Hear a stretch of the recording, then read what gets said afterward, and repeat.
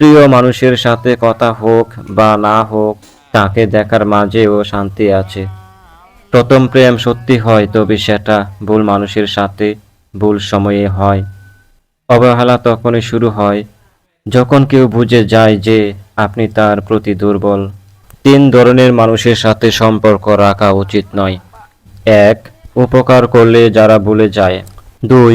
কোনো কিছু ধার নিয়ে যারা ছলনা করে। ৩. যারা বিশ্বাসঘাতকতা করে। ধৈর্য ধরো, তুমি যার কাছে ঠকেছ সেও অন্য কারো কাছে ঠকবে। স্রোতের বিপরীতে হেঁটে দেখুন কতজন তাকে পাশে। স্রোতের অনুকূলে কচুরি পানাও বাসে। এই শহরে বাঁচতে হলে নিজেকে শক্ত করে ধরে নিতে হবে, কারণ এই শহরের মানুষ সহজ সরল, মানুষের রক্ত চুষে। সময়ের সাথে সাথে সবকিছু বদলে যায়। যেমন আগে জেদ ধরতাম, এখন আমি ধৈর্য ধরি। শুধু কি ছেড়ে যাওয়াকে ঠকানো বলে? না, কখনোই না। পাশে থেকে অভিনয় করাকেও ঠকানো বলে। সময়ের সাথে সাথে বদলে যাওয়া মানুষকে কখনো আপন ভাববেন না, কারণ এরা হচ্ছে ঘূর্ণিঝড় যা মানুষের ক্ষতি ছাড়া উপকার করে না। সত্য বলার কারণে যদি তোমার চারপাশের প্রিয়জন সরে দাঁড়ায়, তবে মনে রেখো তুমি এতদিন আবর্জনাগুলোকে আগলে রেখেছিলে। সঙ্গে থাকলে সঙ্গী হয় না, কাছে থাকলে কাছের মানুষ হয় না।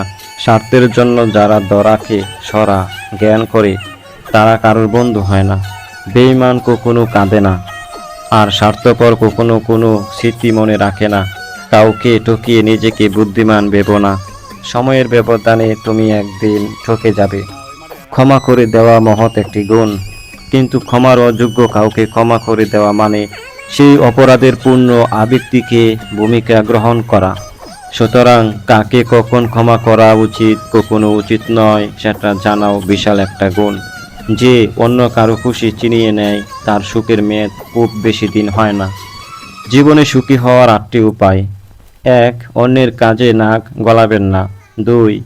ক্ষমা করে মনে রাখবেন না। ৩. হিংসা মাটি চাপা দিন। ৪. নিজেকে বদলান। ৫. যা থেকে পরিত্রাণ পাবেন না তা সহ করে নিন। ৬. সৃষ্টিকর্তাকে স্মরণ করুন। ৭. মনকে শূন্য রাখবেন না। ৮. অতীত নিয়ে বেশি ভাববেন না। নিজের মূল্য বোঝাতে চুপ থাকুন। খুচরো পয়সার আওয়াজ সবসময় বেশি হয়, কিন্তু বেশি টাকার নোটের কোনো শব্দ নেই। তাই সকল নিজের মূল্য বোঝাতে সবসময় চুপ থাকুন। খারাপ সময়টাতে অনেকেই জ্ঞান দিতে আসে, কিন্তু সত্য এটাই, নিজের লড়াইটা শুধু নিজেকে করতে হয়। সময়টা তাকেও দিও যে সময়ের মূল্য বুঝে, আর সম্পর্ক তার সাথে রেখো যে তোমার গুরুত্ব বুঝে। কিছু সম্পর্ক বাড়াবাড়ির মতো, আপনি যতই যত্ন করে সাজান না কেন, সময় হলে ছেড়ে দিতে হবে। সবাই চায় বুঝতে, কিন্তু খুব কম মানুষই চায় বুঝে নিতে।